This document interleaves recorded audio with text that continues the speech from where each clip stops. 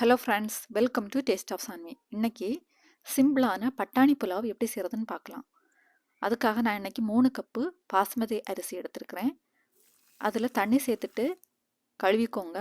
கழுவி தண்ணியை வடிச்சிட்டு திரும்பவும் தண்ணி சேர்த்து அரை மணி நேரம் ஊற விடுங்க. மிக்ஸி ஜார் எடுத்துக்கோங்க. அதில் 2 சின்ன பீஸ் இஞ்சி, 10 பூண்டு பற்கள், அப்புறமா 6 பச்சை மிளகாய் இதெல்லாம் சேர்த்து குறப்பாக அரைச்சி எடுத்துக்கோங்க.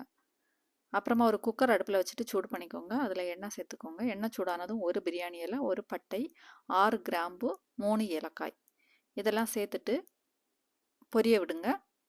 இதெல்லாம் பொரிஞ்சதுக்கப்புறமா 1½ பெரிய வெங்காயம் நீள வாக்கில் கட் பண்ணி சேர்த்துக்கோங்க. அதாவது 1 கப்பு அரிசிக்கு பாதி வெங்காயம் கணக்கு பண்ணி நான் எடுத்துருக்கிறேன்.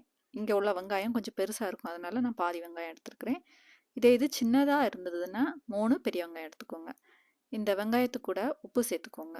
சேர்த்துட்டு நல்லா கலர் சேஞ்ச் ஆகிற வரைக்கும் வதக்கிக்கோங்க. இப்போது கலர் நல்லா சேஞ்ச் ஆகிடுச்சு. இந்த ஸ்டேஜில் நம்ம குறப்பாக அரைச்சி வச்சுருக்கக்கூடிய இஞ்சி, பூண்டு, பச்சை மிளகாய் இந்த 3ஐயும் சேர்த்து நல்லா பச்சை வாசனை போகிற அளவுக்கு வதக்கிக்கலாம். ஒரு 5 நிமிஷத்துக்கு நல்லா வதக்கிக்கோங்க. அடுத்ததாக நான் இன்றைக்கி 1½ கப்பு பட்டாணி எடுத்து முந்தின நாள் நைட்டே ஊற வச்சு வச்சுருந்தேன். அந்த பட்டாணியை இப்போ சேர்த்தாச்சு. பச்சை பட்டாணி இருந்ததுன்னா நீங்கள் ஃப்ரெஷ்ஷாகவே உடனே சேர்த்துக்கலாம். காய்ந்த பட்டாணிங்கிறதுனால ஊற வச்சு சேர்த்துருக்குறேன். அதையும் சேர்த்துட்டு ஒரு 5 நிமிஷம் வதக்கிக்கோங்க. கொஞ்சம் கூட உப்பு சேர்த்துட்டு நல்லா வதக்கிக்கோங்க. அந்த பட்டாணி கொஞ்சம் வேகணும். ஒரு 5 நிமிஷம் வதக்கிட்டு அதுக்கப்புறமா நம்ம ஊற வச்ச பாசுமதி அரிசியை சேர்த்துக்கலாம். சேர்த்துட்டு மெதுவாக மிக்ஸ் பண்ணிக்கோங்க. அரிசி உடஞ்சிடக்கூடாது. லைட்டாக கிளறி விட்டுட்டு அப்புறமா தேங்காய் பால் சேர்த்துக்கலாம். உங்களுக்கு தேங்காய் பால் பிடிக்காதுன்னா தண்ணி சேர்த்துக்கோங்க. 1 கப் அரிசிக்கு 1½ கப் தண்ணி. அப்படி பார்க்கும்போது 4½ கப்பு தண்ணி தேவை. நான் அதுக்காக 3 கப்பு தேங்காய் பாலும் 1½ கப்பு தண்ணியும் சேர்த்துருக்குறேன்.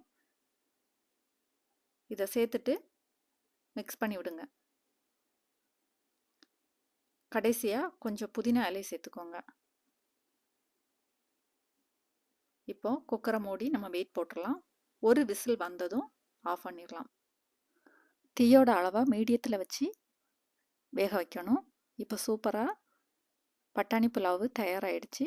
அழகாக உதிரியாக சூப்பராக வந்திருக்கு. நீங்கள் தீயோட அளவை மீடியத்தில் வச்சு ஒரே ஒரு விசில் வந்ததும் ஆஃப் பண்ணிடுங்க. 2 விசில் வச்சிங்கன்னா நல்லா குழஞ்சி போயிடும். அரிசி ஒன்றோட ஒன்று ஒட்டி பிடிச்சிரும். இந்த மாதிரி ஒரே ஒரு விசில் வச்சோன்னா கரெக்டாக வெந்து கிடைக்கும். ஒன்றோட ஒன்று ஒட்டாமல் சூப்பராக வரும். இப்போது இந்த பட்டாணி புலாவை நம்ம பிளேட்டுக்கு மாற்றிடலாம்.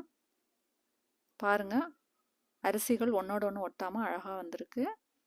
நான் இன்றைக்கி இந்த பட்டாணி புலாவுக்கு தொட்டுக்கிறதுக்காக பன்னீர் பட்டாணி கிரேவி செய்திருக்கிறேன். இந்த வீடியோ பிடிச்சிருந்ததுன்னா மறக்காமல் சேனலை சப்ஸ்கிரைப் பண்ணி சப்போர்ட் பண்ணுங்கள். லைக் பண்ணி ஷேர் பண்ணுங்கள். இந்த ரெசிபியை பற்றி கமெண்ட் பண்ணுங்கள். நன்றி. வாழ்க வளத்துடன்.